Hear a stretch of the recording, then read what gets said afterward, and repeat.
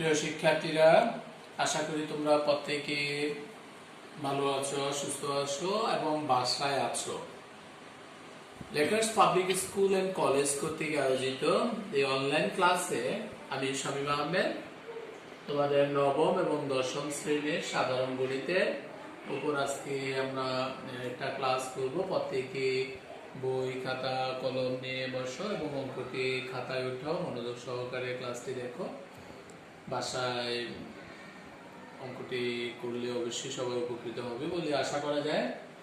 অধ্যায় 5.1 প্রত্যেকে বই খুলো। 5.1 101 নাম্বার পৃষ্ঠার 22 নং অঙ্ক। 101 নাম্বার পৃষ্ঠার 22 নং অঙ্ক। তোমাদের বইতে প্রশ্নটা আছে এরকম: মোট 120টি 25 পয়সার মুদ্রা, মোট 120টি 25 পয়সার মুদ্রা ও 50 পয়সার মুদ্রায় 35 টাকা হলে কোন প্রকারের মুদ্রার সংখ্যা কতটি তোমাকে বের করতে হবে। প্রিয় শিক্ষার্থীরা, মোট মুদ্রা বলছে 120টি, তার ভিতরে কিছু আছে 25 পয়সার মুদ্রা, কিছু আছে 50 পয়সার মুদ্রা, দুটোটা মিলিয়ে বলছে 35 টাকা। প্রিয় শিক্ষার্থীরা, আমরা যদি মনে করি 25 পয়সার মুদ্রা,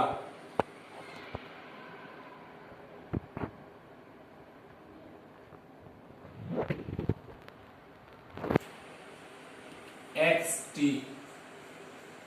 তাহলে 50 পয়সার মুদ্রা,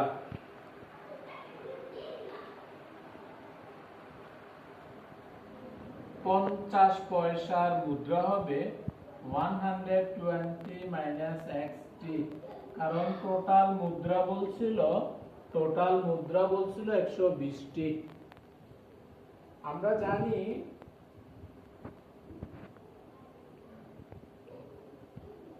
আমরা জানি এক টাকা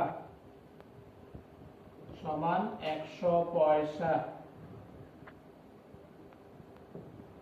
তার মানে তোমার অঙ্কে বলছে 35 টাকা, তাহলে 35 টাকা সমান 3500 পয়সা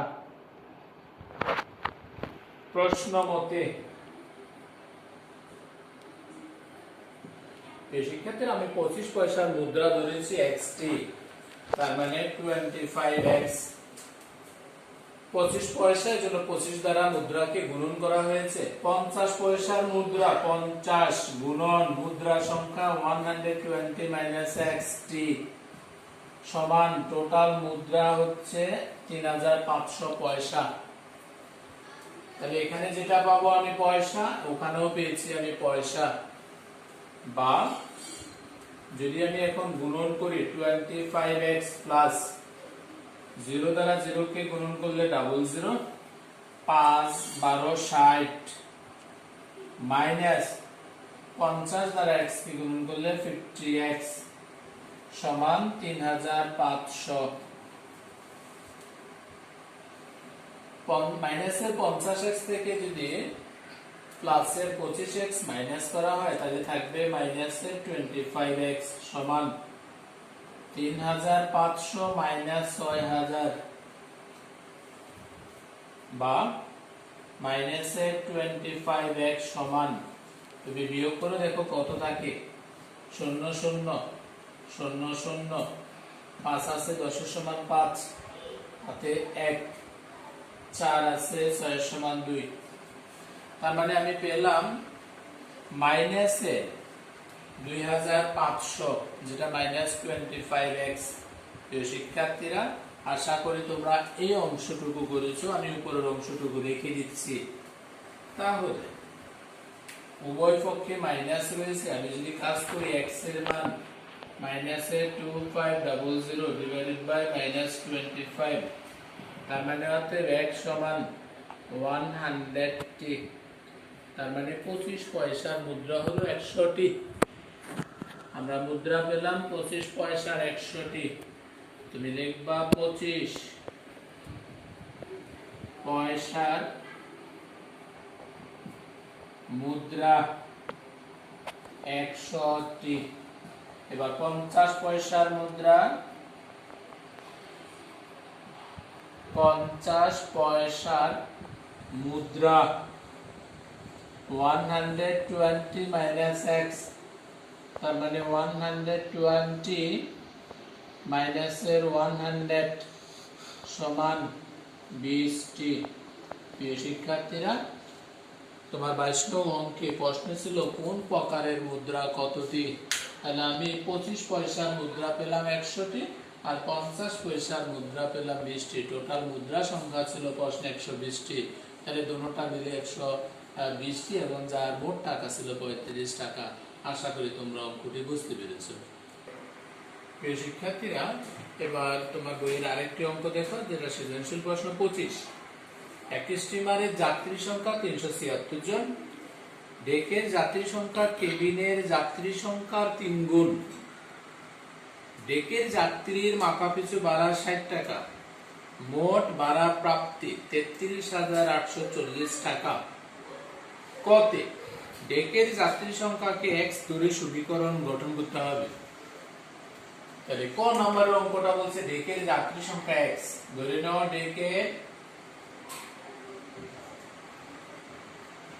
ডেকের যাত্রী সংখ্যা x জন। তাহলে কেবিনের যাত্রী সংখ্যা 3x। কেবিনের যাত্রী সংখ্যা 376 376 মাইনাস x জন। আমার প্রশ্নে আছে ডেকের যাত্রী সংখ্যা কেবিনের যাত্রী সংখ্যার 3 গুণ। তাহলে প্রশ্ন মতে ডেকের যাত্রী সংখ্যা কেবিনের যাত্রী সংখ্যা 3 গুণ। কতে তোমাকে সমীকরণ গঠন করতে বলছে। এটা একটা সমীকরণ বলা যায়, যেটি হচ্ছে নির্ণয় সমীকরণ ক এর জন্য। প্রিয় শিক্ষার্থীরা, কতে বলছে সমীকরণ গঠন করতে হবে, তাহলে ক এর আনসার এটাই। খতে তোমার প্রশ্নে বলছে কেবিনের যাত্রী এবং ডেকের যাত্রী সংখ্যা কত। আমাকে কেবিনের যাত্রী সংখ্যা কতজন আর ডেকের যাত্রী সংখ্যা কতজন বের করে নিতে হবে। খতে লিখবা ক হতে পাই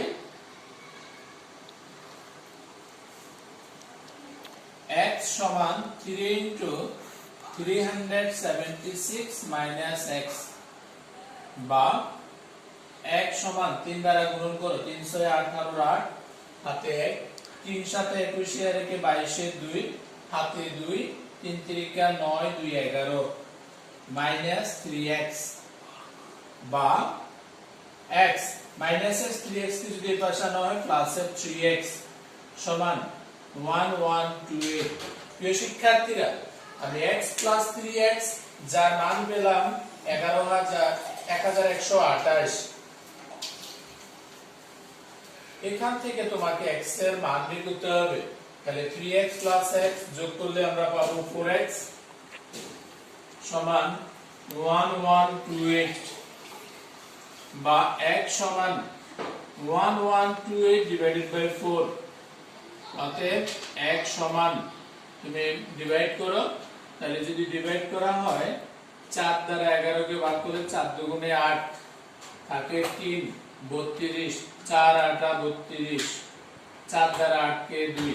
তাহলে x তুমি ধরে নিয়েছিলা ডেকের যাত্রী সংখ্যা। তাহলে পেলাম ডেকের যাত্রী সংখ্যা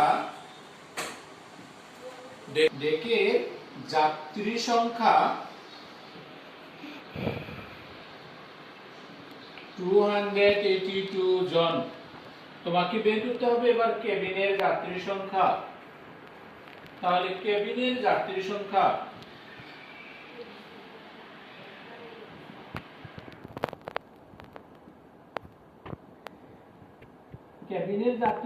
তুমি বলেছিলে 376 মাইনাস x জন সমান 376 মাইনাস x মানে হচ্ছে 282 জন।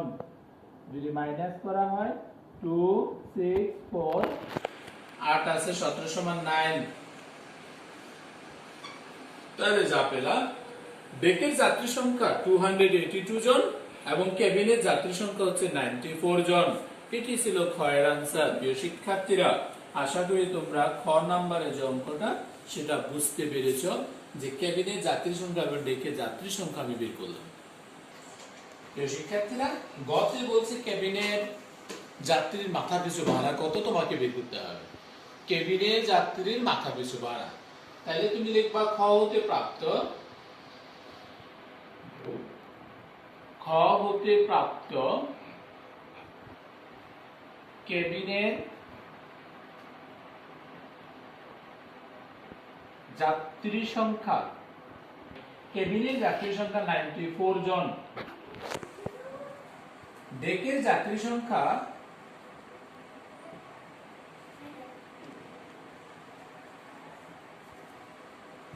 282 জন। মোট ভাড়া প্রাপ্তি ছিল, মোট ভাড়া প্রাপ্তি 33,840 টাকা। প্রিয় শিক্ষার্থীরা, তুমি যদি একটু মনোযোগ দাও, তোমাকে বলছে কেবিনের যাত্রীর মাথা পিছু ভাড়া কত। এখানে মোট ভাড়া প্রাপ্তি বলতে কেবিন এবং যাত্রী, কেবিন এবং ডেকের যাত্রী থেকে মোট ভাড়া হলো 33,840 টাকা। তোমার কাছে ডেকের যাত্রী সংখ্যা আছে কত, 282 জন, কেবিনের যাত্রী আছে 94 জন। ডেকের মাথা পিছু ভাড়া দেওয়া আছে। ডেকের যাত্রীর মাথা পিছু ভাড়া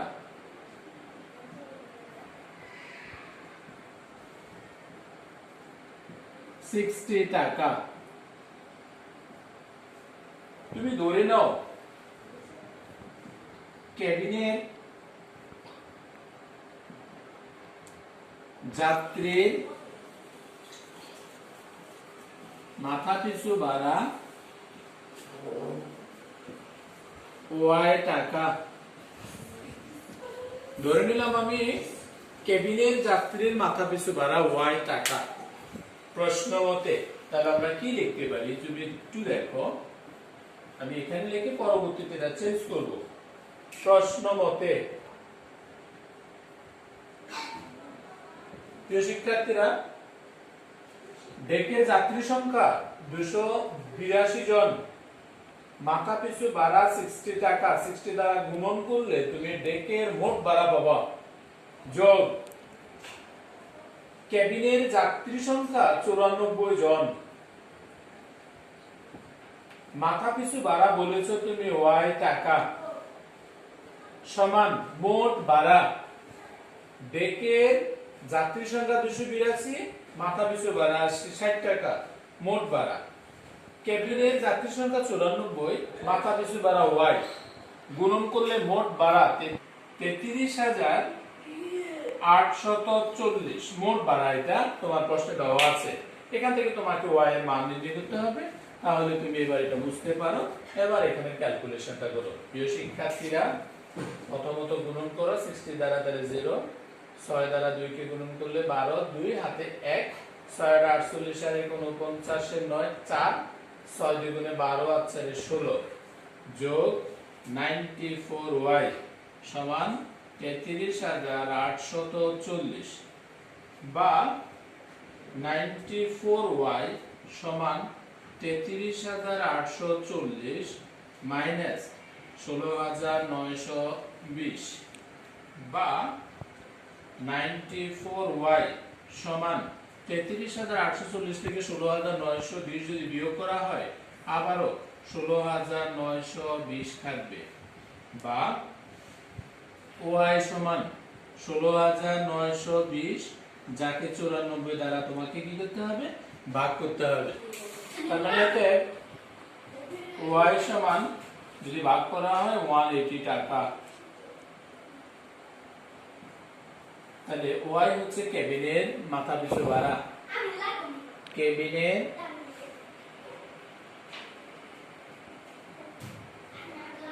মাথা পিছু ভাড়া 180 টাকা। এটি হচ্ছে আনসার। আশা করি তোমরা বুঝতে পেরেছো। তোমার অঙ্কে বলা আছে ডেকের কেবিনের যাত্রীর মাথাপিছু ভাড়া ডেকের যাত্রীর 3 গুণ, তাহলে ডেকের মাথাপিছু ভাড়া ছিল 60 টাকা, তাহলে এটা 3 গুণ 180 টাকা। তাহলে এখান থেকে বোঝা যাচ্ছে যে তোমার অঙ্কের সমাধান ঠিক আছে কিনা। প্রিয় শিক্ষার্থীরা, আমরা এই সৃজনশীল অঙ্কটা করলাম, অত্যন্ত ইম্পর্টেন্ট মানে কোনো অঙ্ক। তোমাকে ভালো করে অঙ্কটি খাতায় উঠাবা, নিজে আরেকবার চেষ্টা করো। আশা করি বুঝতে পেরেছো, বাসায় আরেকবার প্র্যাকটিস করো। ধন্যবাদ সবাইকে, ভালো থাকবা, সুস্থ থাকবা, বাসায় থাকবা।